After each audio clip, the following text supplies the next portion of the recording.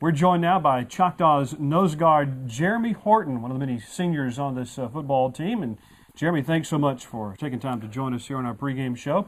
Let's talk first of all about how this season has gone. I know the senior day's loss was disappointing for you, but you've been one of the guys that's played nearly every snap this year, and you played hurt. Coach Joe has mentioned that. Talk a little bit about what it's meant to play in every game and pretty much all the time, all season long. I'll probably have to say that being a senior, you expect to play the whole season, hurt, injured, don't even matter, because you have to understand that this is your last few games, so you have to go all out. So it's just something I have to do.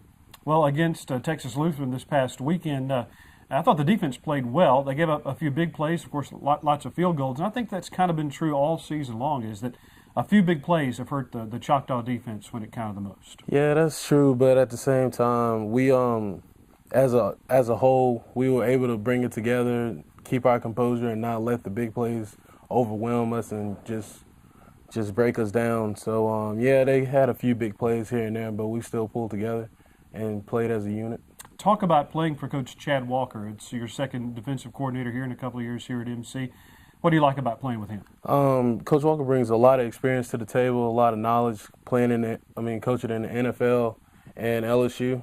So my personal opinion is that I believe that Coach Walker is probably my best defensive coordinator that I've ever been coached under. And it's an honor to be coached by him. And you've had some other guys on defense that have really stepped up this year. Talking about some of the linebackers, Blake Rowell's had a great year, Jared Crane in the secondary. And so you've got some guys that have had outstanding individual seasons as well. Yes, sir, that is true. We've had sparks in different positions on defense, especially our corner, Crane, which is probably the best corner in our conference. Blake Rowell has played a tremendous season, even though he's been hurt all season. Bingham is probably one of the best athletes I've ever seen. Jeremy Bertrand, but our entire defense is pretty impressive. Now, one of the guys that's been playing right next to you all season is Josh Williams, and he's just a freshman. What has rubbed off on Josh this year? Josh had some big shoes to fill because of Nolan Wilson from last year. But I'm really proud of Josh because he had big shoes to fill and he stepped up to the plate. And when it was time to play, he was ready to play. You find that the freshman playing right next to a senior, you guys meshed real easily? Yeah, it was without a doubt in my mind.